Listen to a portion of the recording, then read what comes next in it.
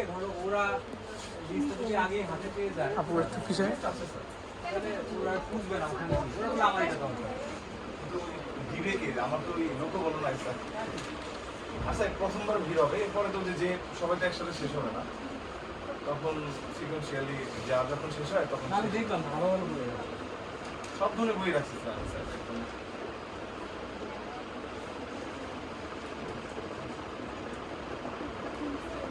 সিরাজদৌল্লার বইও আছে।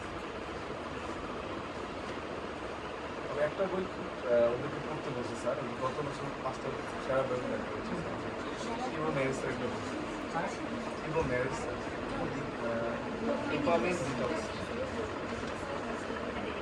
বইটা স্যার খুব ভালো স্যার। মানে বাচ্চারা যে ডিভাইসের প্রতি আসক্তি হচ্ছে স্যার, কীভাবে বের হয়ে আসবে ডিটক্স আর খুব সুন্দর করে বল, ছোট্ট একটা বই স্যার, খুব ভালো হবে। এটা আসলেই টক্সিক একটা জিনিস। ডিটক্স মানে এই বিষাক্ত জিনিসটা বের করে ফেলে।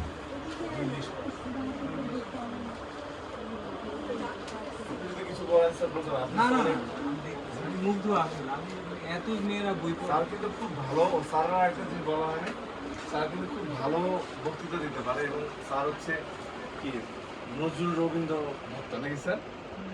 ভক্ত বলা যায়, আর বেশি কিছু না, 2-4 লাইন বলতে পারি আর কি। আপনি স্যার কিছু বলেন স্যার বই না, নিয়ে না। কথা বলুন। আমার খুব ভালো লাগছে আসলে। আমি এসেছিলাম ওর সাথে দেখা করতে একটা কাজে, আমার নিজের এখানে একটা কাজ আছে।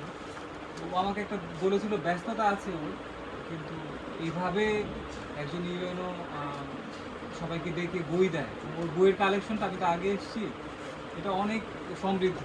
তো আমি বললাম কী ব্যাপার, এই বই কি ও পড়ে? পরে দেখলাম যে না, একসাথে 4টা-5টা বই। তো তোমাদেরকে দেখে এভাবে বই দেয়, এটা আসলে মানে বিরল। এবং এই চিন্তা সবার আসে না। আর ওর হচ্ছে যে শিক্ষার প্রতি একটা অনুরাগ আছে, এখানে লাইব্রেরি করছে, জানো বলছে। তোমরাও পারলে ওকে ওকে সাপোর্ট করো, আর এই বই পড়ার অভ্যাসটা রেখো আর কি। আর আমাদেরকে আসলে এই মুক্তি দেয় বই, আবার আমাদের জীবনের যে সমস্যা থেকে আমাদেরকে বেরও করে বই। তো সবচেয়ে ভালো বন্ধু বা তোমার তোমার কি বলে যে মানুষের জীবনে তো একটা মশাল লাগে, একটা কি বলে, সেই মশালটা আসলে বই তোমাকে পথ দেয়, ভালো দিকে নিয়ে যায়, আবার খারাপ থাকলে সেখানেও ভালো থেকে নিয়ে আসে। আর একটা জিনিস সেটা হলো যে এটা তোমার সাথে কখনো বিক্রয় করবে না, সব মানুষ তোমার সাথে বেমানি করবে, বই বেমানি করবে না। আর এটার পেছনে তুমি যদি বিনিয়োগ করো কোনো লস নেই, কোনো না কোনো সময় তুমি এর ফল পাবে।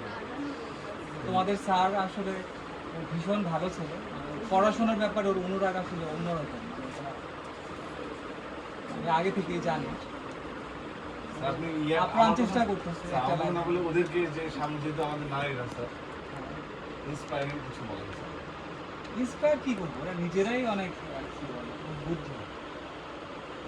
তো আসলে এই তোমাদের এখন কি 7-8 না? আচ্ছা আচ্ছা।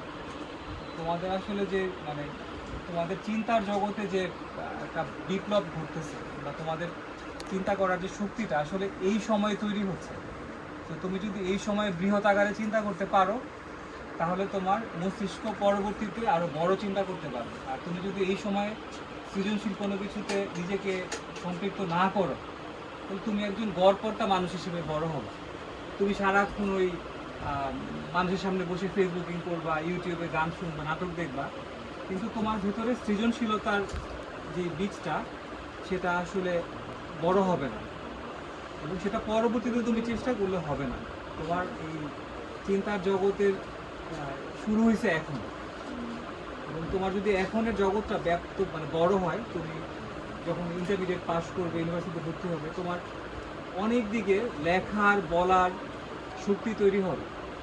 মানে যিনি ভালো লেখেন তিনি অবশ্যই ভালো পড়েন, যিনি ভালো বলেন তিনি অবশ্যই ভালো পড়েন, যিনি ভালো চিন্তা করেন তিনি অবশ্যই ভালো পড়েন। সো তুমি লিখতে চাও, বলতে চাও, চিন্তা করতে চাও, তোমাকে পড়তে হবে, পড়ার কোনো বিকল্প নাই।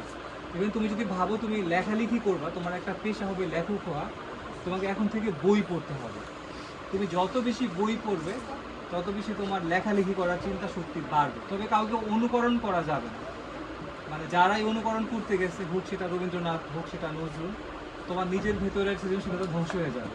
তো সবসময় চিন্তা করতে হবে যে আমি মৌলিক কোনো কিছু চিন্তা করব, নতুন কোনো কিছু চিন্তা করব, সেটা আমি নতুনভাবে আমি বহিঃপ্রকাশ করব আমার লেখায়। আর মানুষের আসলে কি যে মানুষের মনে ছাপ ফেলতে পারে তার ব্যবহার, তার কথা বলার ক্ষমতা, তার বাকবিভাগ। বলেন একটা ছবি আসলে হাজার হাজার ভাব প্রকাশ করতে পারে। তো তেমনি আসলে তুমি যদি ভালো বলো, সেটা আসলে 100টা মানুষকে অনেক দিন তার মনের মধ্যে একটা অনুরণন রাখতে পারে যে তিনি ভালো বলেন, তিনি ভালো জানেন। তো ভালো বলতে, ভালো জানতে হলে অবশ্যই পড়তে হবে, পড়ার কোনো বিকল্প নেই। আর এখন তোমরা যেভাবে আসলে ওই সোশ্যাল মিডিয়ার দিকে বাচ্চাদের ঝোঁক, এই সময় আসলে তোমাদের এই জায়গা থেকে যদি তোমরা দূরে থাকতে চাও, বই কিংবা কোনো কিছুকে আঁকড়ে দিতে হবে। হোক সেটা বই পড়া, সেটা গান হতে পারে, সেটা অন্য কোনো শিল্প হতে পারে, বাট কোনো না কোনো একদিকে তোমাকে যেতে হবে। খেলাধুলাও হতে পারে, এখানে মেয়েরা তো ক্রিকেট টিমে, ন্যাশনাল টিমে গেছে, তাই না? তৃষা মেয়েটা সাবিনা নাকি আমি বলবো যে মানে রিয়েল লাইফে হিরো হইতে গেলে ফেসবুক, ইউটিউবে সময় দিলে হবে। রিয়েল লাইফের হিরো হইতে গেলে তোমাকে এখন থেকে বই পড়তে হবে কিংবা কোনো না কোনো একদিকে নিজেকে এনগেজ করতে হবে। তোমাদের জন্য শুভকামনা। দেখা হবে। আমি চলে যাচ্ছি, আমি বদলি হয়েছি মাগুরায়, তো আর 2 দিন বাদে আমি চলে যাবো। তোমরা ভালো থাকবে। চলে যাও। হ্যাঁ হ্যাঁ, তোমরা কি করছো বইটা নিয়ে? ওই রুমে এসে আছে, হ্যাঁ ওই ঘরে সেই ভলনটা সেভ করে দিয়েছি, হ্যাঁ ভলনটা, হ্যাঁ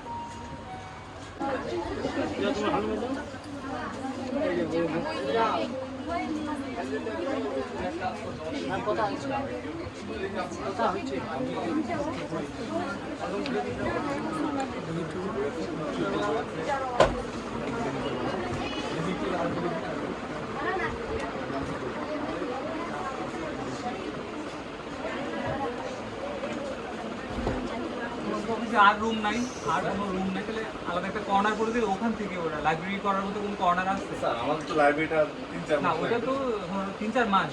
হ্যাঁ স্যার, আমার তো সাডালে হয়ে গেছে স্যার। খেয়াল করছেন কি স্যার? না দেখি না। সাডালে ইটও নিয়ে এসেছি স্যার, ঈদের আগে দিয়েছি স্যার। এখন হয়তো আর 5-6 দিন পরে খুলে ফেলবো। ঈদে কাটি তো স্যার 2-3 মাস। এত ভিড় স্যার শুধু ফার্স্ট টাইম একসাথে আসা সেদিন বিরুদ্ধের সময় তো এত ভিড় না।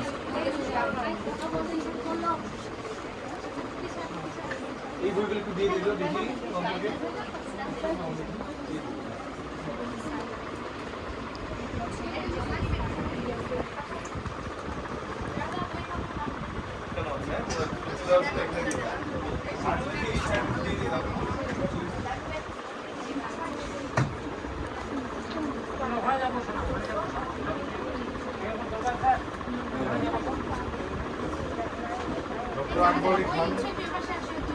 আমি আমার আগ্রহ ছিল, আমি সব বই আছে, 1-2টা বাজবে, আমি মনে করে চেষ্টা করছি যে এটা কয়েকটা ঠিক আছে বাচ্চাদের অনেকগুলো তো নিয়ে গেছে। ওরা 7-8 তো ওরা পড়ার জন্য বুঝবে আছে কঠিন। ওনার বই তো ইন্টারমিডিয়েট লেভেল, আর একটু হ্যাঁ আপনি এখানে তারা শঙ্করের ভালো বই আছে, তারপর মালিকের বই আছে এখানে, মালিক না স্যার মালিকের, তারপর বিভূতির তো অনেকগুলো ভালো বই, একটা দুটো না অনেকগুলো। না ওদেরকে বলছি তোমাদের যেটা ভালো লাগে সেটা নাম বলবা শুধু, আমি কিনে নিয়ে যাবো। তখন ওরা শুধু হুমায়ুন আহমেদের ইয়ার কথাই বলছে, যে শরৎচন্দ্রের কথাই বলছে। আর সমরেশ মারা গেল না, ওর কথা বলছে পরে, ওর সমরেশের বই, এই 3 জনের বই আসছে স্যার। আর বাকি কিছু বই তো যে যদি গভর্নমেন্ট ফিক্স করে দিয়েছে স্যার, ওই যে 1.5 লাখ ওই বইগুলো দিতে হবে, ওই বাইরে যেতে পারিনি স্যার।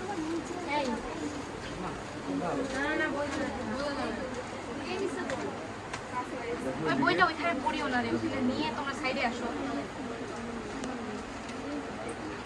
জাস্ট ডাকনাম লিখলে হবে, অসুবিধা। হ্যাঁ ডাকনাম, ক্লাসটা আর ক্লাস তো সবাই 7 ই তাই না? স্যার 6 ও এখানে স্যার এটা কিন্তু কঠিন বই, খুব ভালো বই, মজার বই, কিন্তু কঠিন বই, চমৎকার বই, খুবই। পড়ার মানে হচ্ছে কেউ বলতে পারবে পড়ার মানে কি? altruism, মানে পরের উপকার করা, পরের অর্থ করা, নিজের দিকে শুধু নিজেকে স্বার্থপরের মতো না থেকে পরার্থে কল্যাণ করা, সেটাকে ইংরেজিতে বলে altruism, পরার্থ মানে পরের জন্য জীবন ইয়ে করা।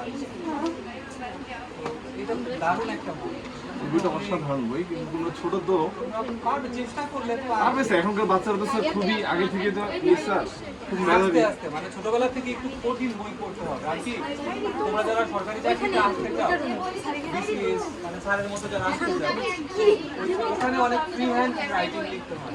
ফ্রি হ্যান্ড রাইটিং বলতে ফ্রি হ্যান্ড রাইটিং এই বই লাগবে, এই বই অনেকগুলো আছে। মানে তুমি যদি বই না পড়ো আচ্ছা, অসুবিধা হলে ওই সব প্রশ্নের উত্তর দিতে পারবে না। ফ্রি হ্যান্ড রাইটিং আচ্ছা, যারা যারা অসহায় নিবা আমাদের চান্সে প্রায় 15-20 টা আরো আছে। তাহলে একটু ওয়েট করো, আমি দিতে পারবো। ওগুলো ওই যে নিচে আছে তো। সাধারণত চিন্তা করে দিতে পারে। তোমরা যারা অসহায় আত্মজীবনী নিবে তারা একটু ওয়েট করো, আমার যে ড্রয়ারের ভিতরে আছে আর কি। হ্যাঁ, আমি তোমাদেরকে দিচ্ছি। ওটা অনেক কপি আছে, ওটা 50 কপি কিনে আনছিলাম স্যার। 50 জি স্যার। স্যার মাস্টারের ওরিয়েন্টেশন বইটা ফেরত দিতে জানি না তো, নিয়ে না, অসুবিধা নেই, পরে লিখে দিও, তোমাকে করে দিও।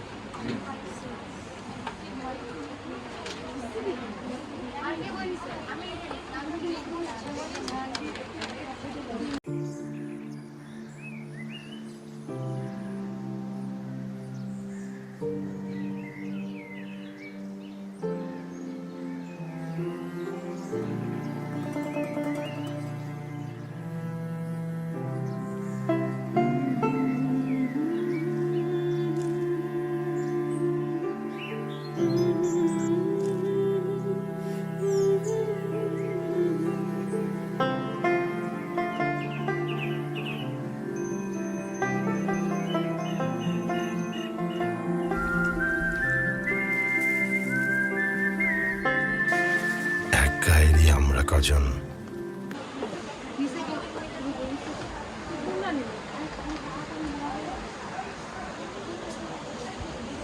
বিসিএস কেটা তোমার ইচ্ছা আছে? বই পড়বে, বই পড়লে এমনি হবে, পরীক্ষার আগে পড়তে হবে না। আপনি ফ্রি হ্যান্ড লেখা সম্পর্কে ধারণা আছে? ফ্রি হ্যান্ড রাইটিং এটা খুব ভালো।